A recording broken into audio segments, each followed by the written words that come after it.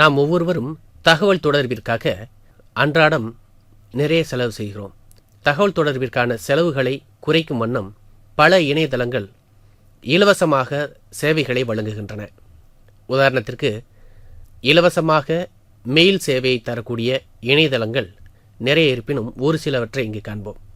gmail.com, yahoo.com, rediff.com, hotmail.com, aol.com, mail.com இன்னும் ஏராளமான இணையதளங்கள் இலவச மெயில் சேவையை தந்த போதிலும் இவை அதிகமாக மக்களால் பயன்படுத்தப்பட்டு வருகின்றன.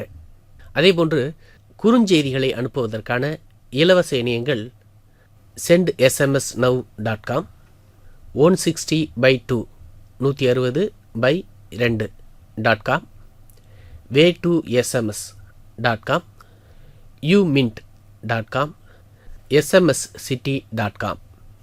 இதேபோன்று கூகுள் டாக் பிளக்கின் என்கின்ற ஒரு சிறிய மென்பொருளை நமது கணினியில் பொருத்திவிட்டால் எவ்வளவு தொலைவில் இருக்கும் நமது நண்பரையும் அவரது முகம் பார்த்து பேச முடியும்.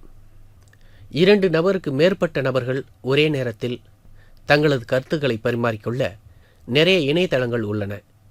உதாரணத்திற்கு anymeeting.com, meetingburner.com, meetin.gs, webex.co.in இது போன்ற இணையங்கள் ஒரே நேரத்தில் பல பேர் தங்களுடைய கருத்துக்களை பரிமாறிக்கொள்ள உதவுகின்றன.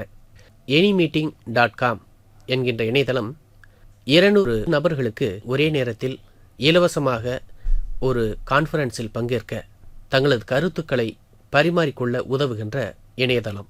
இந்த இணையதளத்தின் மூலமாக ஒருவர் தன்னுடைய வீடியோவையோ அல்லது ஆடியோவையோ, அதாவது ஒளி அல்லது அவருடைய கணினி திரையையோ, அதாவது கணினி திரையில் என்ன இருக்கின்றதோ அதை மற்றவர்களுடன் பகிர்ந்து கொள்ள முடியும். அதேபோன்று மற்றவர்களுடன் பேசிக்கொண்டிருப்பதை ரெக்கார்டிங் செய்வதற்கான வசதியும் இதில் உண்டு. மற்றவர்களின் முகத்தை பார்த்து பேசுவதற்கான வாய்ப்புகளும் இதில் உண்டு. மீட்டிங் பர்னர் என்கின்ற இணையதளம் 10 நபர்களுக்கு மீட்டிங்கின் பொழுது இலவசமாக சாட்டிங் செய்வதற்கான வசதியை ஏற்படுத்தி கொடுக்கிறது. இந்த இணையதளம் மொபைல் மூலமாக மீட்டிங்கை சந்திப்பதற்கான வாய்ப்புகளையும் ஏற்படுத்தி கொடுக்கிறது. மேலும் ஆடியோ மூலமாக தங்களது கருத்துக்களை, அதாவது ஒலி வடிவில் தங்களுடைய கருத்துக்களை பகிர்ந்து கொள்ள இந்த இணையதளம் வசதி செய்கிறது. மேலும் உரையாடலில் பங்கேற்பவர் தன்னுடைய கணினி திரையை மற்றவருக்கு பகிரக்கூடிய வசதியையும் இந்த இணையதளம் ஏற்படுத்தி கொடுக்கிறது. டீம் வியூவர் என்கின்ற ஒரு மென்பொருள் ஓரிடத்திலிருந்து உலகின் பல்வேறு மூலையில் இருக்கக்கூடிய கணினியில் தகவல்களை அனுப்பவோ அல்லது அந்த கணினிகளை மாற்றியமைக்கவோ, அந்த கணினிகளில் தேவையான மென்பொருட்களை நிறுவுவதற்காகவோ, உலகின் ஏதோ ஒரு மூலையில் இருக்கக்கூடிய கணினியை சரி செய்வதற்கோ உதவுகிறது. இது மட்டுமன்றி ஒரு நபர் தன்னுடைய கணினி திரையை உலகில் ஏதோ ஒரு மூலையில் இருக்கக்கூடிய மற்றொரு நபருடன் பகிர்ந்து கொள்ளவும் இந்த மென்பொருள் உதவுகிறது.